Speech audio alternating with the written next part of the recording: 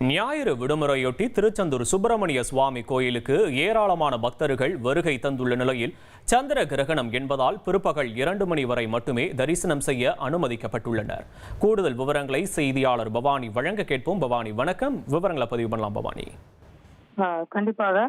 அதாவது திருச்செந்தூர் சுப்பிரமணிய சுவாமி திருக்கோவிலில் சந்திர கிரகணத்தை முன்னிட்டு இன்று மதியம் 2 மணி வரை மட்டுமே தரிசனத்திற்கு வழங்கப்பட்டிருக்கின்றன. இதனால் அதிகாலை முதலே ஏராளமான பக்தர்கள் நீண்ட வரிசையில் காத்திருந்து சுவாமி தரிசனம் செய்து வருகின்றனர்.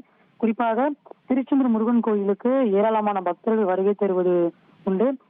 மேலும் முக்கிய திருவிழா நாட்களில் லட்சக்கணக்கான பக்தர்கள் வருகை தந்து முருகனை வழிபட்டு செல்வார்கள். இந்த நிலையில இன்று விடுமுறை தினம் என்பதாலும் காலை முதலே ஏராளமான பக்தர்கள் திருச்செந்தூரை நோக்கி வந்த வண்ணம் உள்ளனர். குறிப்பாக இன்று சந்திர கிரகணம் என்பதால் திருச்செந்தூர் கோவிலில் மதியம் 2 மணி வரை மட்டுமே பக்தர்கள் தரிசனம் செய்ய அனுமதி அளிக்கப்பட்டிருக்கிறது. அதாவது சரியாக 9:56 மணிக்கு துவங்கக்கூடிய அந்த சந்திர கிரகணம் அதிகாலை 1:26 மணி வரை இருக்கப்படுகிறது. அதனால் மதியம் 2 மணி வரை மட்டுமே தரிசனத்திற்கு கோவில் நிர்வாகமானது அனுமதிக்கப்பட்டிருக்கின்றது.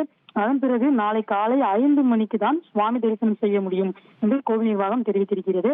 இந்த நிலையில இன்று காலை முதல் திருச்செந்தூருக்கு குடும்பத்துடன் பக்தர்கள் வருகை தருகின்றனர். கோவிலுக்கு வருகை தரும் பக்தர்கள் கோவில் முன்பு இருக்கக்கூடிய கடற்கரையில் புனித நீராடிய பின்பு நாளிக்கணையில் குளித்துவிட்டு நீண்ட வரிசையில் காத்திருந்து சுவாமி தரிசனம் செய்யக்கூடிய அந்த காட்சிகளை நம்மால் பார்க்க முடிகிறது.